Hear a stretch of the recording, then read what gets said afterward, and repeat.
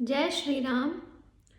अर्जुन के प्रश्न का उत्तर देते हुए भगवान ने कर्मयोग और सांख्य योग के स्वरूप का प्रतिपादन करके दोनों साधनों द्वारा परमात्मा की प्राप्ति और सिद्ध पुरुषों के लक्षण बताए।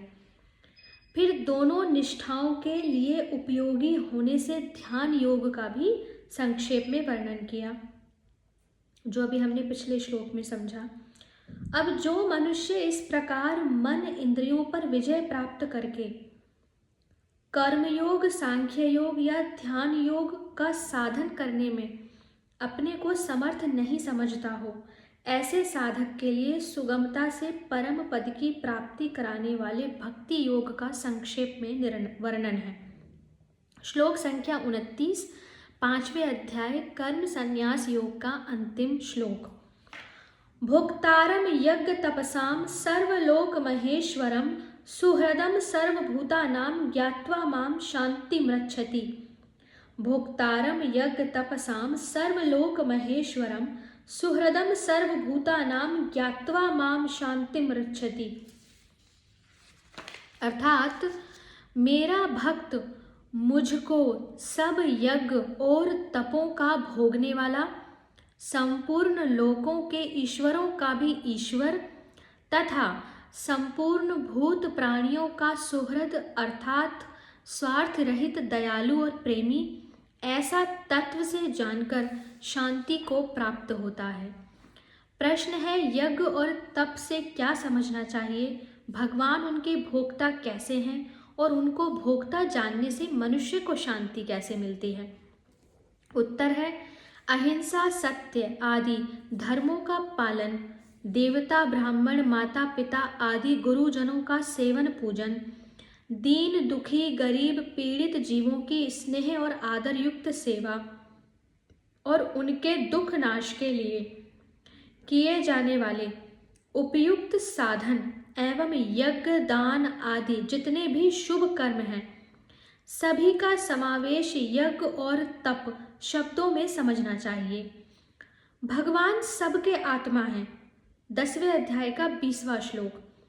अतएव देवता, ब्राह्मण, दीन दुखी आदि के रूप में स्थित होकर भगवान ही समस्त सेवा पूजा आदि ग्रहण कर रहे हैं, इसलिए वे ही समस्त यज्ञ और तपों के भोक्ता हैं।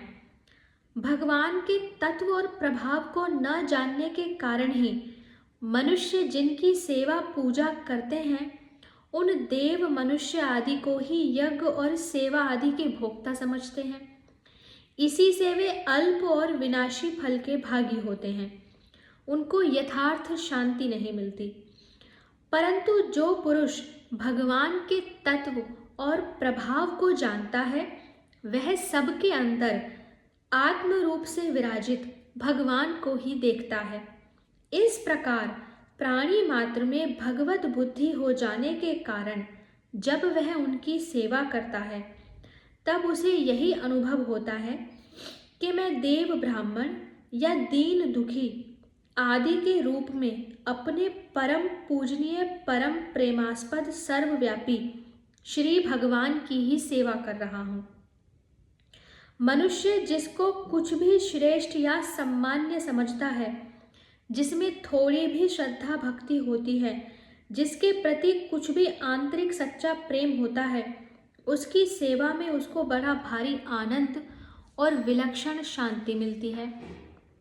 क्या पितृभक्त पुत्र अपने पिता की, स्नेहमयी माता पुत्र की और प्रेम प्रतिमा पत्नी अपने पति की सेवा करने में कभी थकते हैं? क्या सच्चे शिष्य या अनुयायी मनुष्य अपने श्रद्धेय गुरु या पथ प्रदर्शक महात्मा की सेवा से किसी भी कारण से हटना चाहते हैं? जो पुरुष या स्त्री जिनके लिए गौरव, प्रभाव या प्रेम के पात्र होते हैं, उनकी सेवा के लिए उनके अंदर क्षण क्षण में नई नई उत्साह लहरी उत्पन्न होती है। ऐसा मन होता है कि इनकी जितनी सेवा की जाए उतनी ही थोड़ी है। वे इस सेवा से यह नहीं समझते कि हम इनका उपकार कर रहे हैं। उनके मन में इस सेवा से अभिमान नहीं उत्पन्न होता, वरन ऐसी सेवा का अवसर पाकर वे अपना सौभाग्य समझते हैं और जितनी ही सेवा बनती है उनमें उतनी ही विनयशीलता और सच्ची नम्रता बढ़ती है। वे एहसान तो क्या करें, उन्हें पद पद पर यह डर रहता है कि कहीं हम इस सौभाग्य से वंचित न हो जाएं।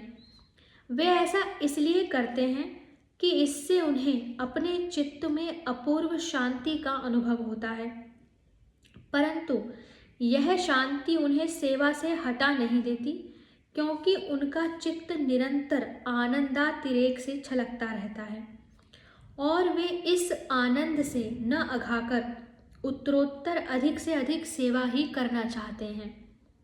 जब सांसारिक गौरव, प्रभाव और प्रेम में सेवा इतनी सच्ची, इतनी लगन भरी और इतनी शांतिप्रद होती है, तब भगवान का जो भक्त सबके रूप में अखिल जगत के परम पूज्य देवाधिदेव, सर्वशक्तिमान, परम गौरव तथा अचिंत्य प्रभाव के नित्य धाम अपने परम प्रियतम भगवान को पहचानकर अपनी विशुद्ध सेवा वृत्ति को हृदय के सच्चे विश्वास और अविरल प्रेम की निरंतर उन्हीं की ओर बहने वाली पवित्र सुधामयी मधुर धारा में पूर्णतया डुबा डुबाकर उनकी पूजा करता है, तब उसे कितना और कैसा अलौकिक आनंद तथा कितनी और कैसी अपूर्व दिव्य शांति मिलती होगी, इस बात को कोई नहीं बतला सकता। जिनको भगवत कृपा से ऐसा सौभाग्य प्राप्त होता है, वे ही वस्तुतः इसका अनुभव कर सकते हैं। प्रश्न है, भगवान को सर्वलोक महेश्वर समझना क्या है और ऐसा समझने वाले को शांति कैसे मिलती है? उत्तर है, इंद्र, वरुण, कुबेर, यमराज आदि जितने भी लोकपाल हैं तथा विभिन्न ब्रह्मांडों में अपने अपने ब्रह्मांड का नियंत्रण करने वाले जितने भी ईश्वर हैं, भगवान उन सभी के स्वामी और महान ईश्वर हैं। इसी से श्रुति में कहा है, तमीश्वराणाम परमम महेश्वरम।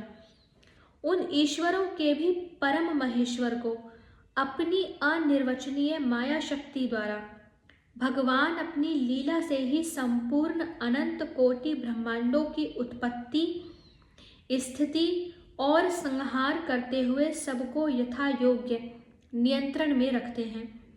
ऐसा करते हुए भी वे सबसे ऊपर ही रहते हैं। इस प्रकार भगवान को सर्वशक्तिमान, सर्वनियंता, सर्वाध्यक्ष और सर्वेश्वरेश्वर समझना ही उन्हें सर्वलोक महेश्वर समझना है। इस प्रकार समझने वाला भक्त भगवान के महान प्रभाव और रहस्य से अभिज्ञ होने के कारण क्षण भर भी उन्हें नहीं भूल सकता। वह सर्वथा निर्भय और निश्चिंत होकर उनका अनन्य चिंतन करता है। शांति में विघ्न डालने वाले काम, क्रोध आदि शत्रु उसके पास भी नहीं फटकते। उसकी दृष्टि में भगवान से बढ़कर कोई भी नहीं होता, इसलिए वह उनके चिंतन में संलग्न होकर नित्य निरंतर परम शांति और आनंद के महान समुद्र भगवान के ध्यान में ही डूबा रहता है। प्रश्न है, भगवान सब प्राणियों के सुहृद किस प्रकार हैं और उनको सुहृद जानने से शांति कैसे मिलती है? उत्तर है, संपूर्ण जगत में कोई भी ऐसी वस्तु नहीं है जो भगवान को न प्राप्त हो और जिसके लिए भगवान का कहीं किसी से कुछ भी स्वार्थ का संबंध हो। भगवान तो सदा सर्वदा सभी प्रकार से पूर्ण काम हैं, तथापि दयामय स्वरूप होने के कारण वे स्वाभाविक ही सब पर अनुग्रह करके सबके हित की व्यवस्था करते हैं और बार बार अवतीर्ण होकर नाना प्रकार के ऐसे विचित्र चरित्र करते हैं जिन्हें गा गा कर ही लोग तर जाते हैं। उनकी प्रत्येक क्रिया में जगत का हित भरा रहता है। भगवान जिनको मारते या दंड देते हैं उन पर भी दया ही करते हैं। उनका कोई भी विधान दया और प्रेम से रहित नहीं होता, इसलिए भगवान सब भूतों के सुहृद हैं। लोग इस रहस्य को नहीं समझते, इसी से वे लौकिक दृष्टि से इष्ट अनिष्ट की प्राप्ति में सुखी दुखी होते रहते हैं और इसी से उन्हें शांति नहीं मिलती। जो पुरुष इस बात को जान लेता है और विश्वास कर लेता है कि भगवान मेरे अहेतुक प्रेमी हैं, वे जो कुछ भी करते हैं मेरे मंगल के लिए ही करते हैं, वह प्रत्येक अवस्था में जो कुछ भी होता है उसको दयामय परमेश्वर का प्रेम और दया से ओत प्रोत मंगल विधान समझकर सदा ही प्रसन्न रहता है। इसलिए उसे अटल शांति मिल जाती है। उसकी शांति में किसी प्रकार की भी बाधा उपस्थित होने का कोई कारण ही नहीं रहता। संसार में यदि किसी साधारण मनुष्य के प्रति किसी शक्तिशाली उच्च पदस्थ अधिकारी या राजा महाराजा का सुहृद भाव हो जाता है, तो वह मनुष्य यदि इस बात को जान लेता है कि अमुक श्रेष्ठ शक्ति संपन्न पुरुष मेरा यथार्थ हित चाहते हैं और मेरी रक्षा करने को प्रस्तुत हैं, तो यद्यपि उच्च पदस्थ अधिकारी या राजा महाराजा सर्वथा स्वार्थ रहित भी नहीं होते, सर्वशक्तिमान भी नहीं होते, सबके स्वामी भी नहीं होते, तथापि वह साधारण पुरुष अपने को बहुत भाग्यवान समझकर एक प्रकार से निर्भय निश्चिंत होकर आनंद में मग्न हो जाता है।